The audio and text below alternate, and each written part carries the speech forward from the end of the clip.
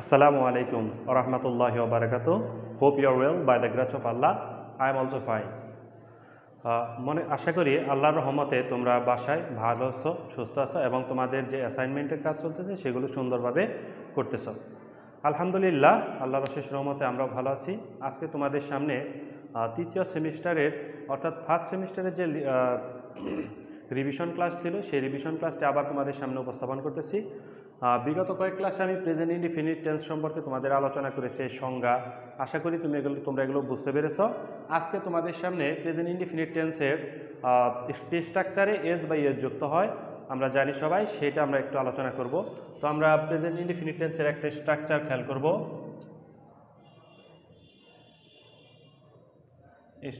স্ট্রাকচারটা হচ্ছে কি ধরনের? সাবজেক্ট।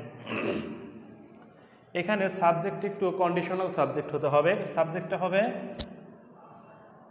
থার্ড পারসন এবং সিঙ্গুলার নাম্বার। অর্থাৎ যেই সাবজেক্টটা আমার এখানে প্রেজেন্ট ইনডিফিনিট টেন্সের সাবজেক্টটা কি হবে? থার্ড পারসন সিঙ্গুলার নাম্বার হবে। এই থার্ড পারসন সিঙ্গুলার নাম্বার হলে আমার কি করতে হবে? ভার্বের সাথে এস বা ইএস যুক্ত করতে হবে। Verb plus S oblique E S plus other words বা বাকি অংশটা অবজেক্ট বা এক্সটেনশন, আমরা যেটা লিখে থাকি। সুপ্রিয় শিক্ষার্থীরা, আসলে এই স্ট্রাকচারের সামনে আমরা সবাই কম বেশি পরিচিত। আমরা যদি একটা উদাহরণ ব্যবহার করি, যেমন এক্সাম্পল হিসেবে আমরা যদি আনতে পারি, he walks so fast.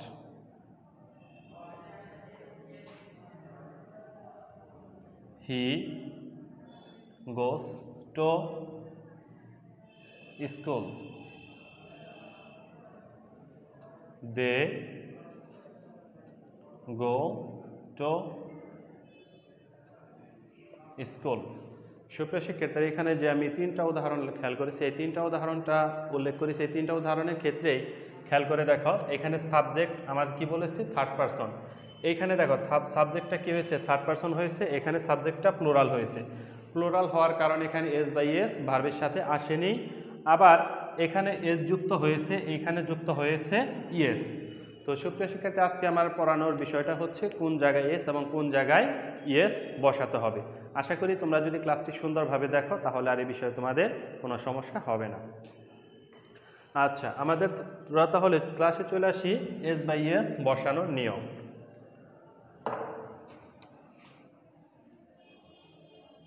Yes বসানোর নিয়ম। আচ্ছা, এক নম্বরে ভার্বের শেষে যদি কনসোনেন্ট হয়। আচ্ছা, ভার্বের শেষে যদি কনসোনেন্ট হয় বা ভার্বের শেষে যদি কনসোনেন্ট থাকে তাহলে আমরা কি বসাবো? এস বসাবো। এস বসে। তার আগে আমরা কনসোনেন্টটা ক্লিয়ার করে নিই। আমরা জানি ইংলিশ লেটার 26 বর্ণের, তার মধ্যে 5টা হচ্ছে ভাওয়েল এবং 5টা বাদে 21টি হচ্ছে আমাদের কনসোনেন্ট।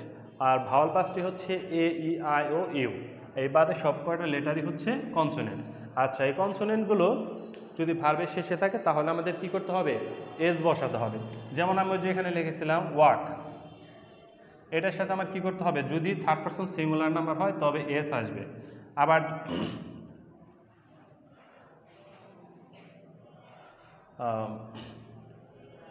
এরপরে আমরা যদি খেয়াল করে দেখি, আরেকটা নিয়মে চলে যাই। আমাদের 2 নম্বর নিয়মটা হচ্ছে, আচ্ছা বারবার লেখার থেকে আমি একটু ডট ব্যবহার করি।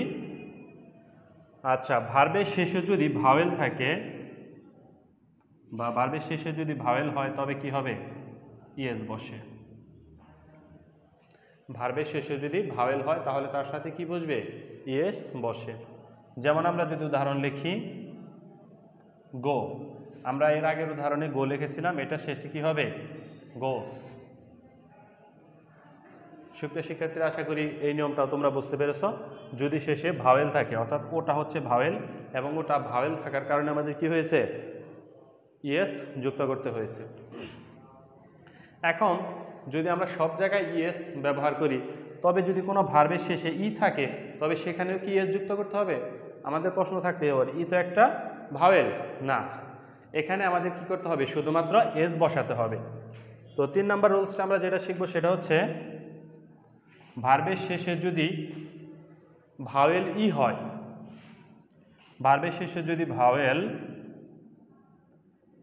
ই থাকে বা ই হয়, তবে সেক্ষেত্রে আমাদের কি করতে হবে? এস বসে, সেই ক্ষেত্রে আমাদের কি করতে হবে? এস বসাতে হবে। যেমন লাইক, লাইক এক্ষেত্রে আমার কি করতে হবে? লাইকস,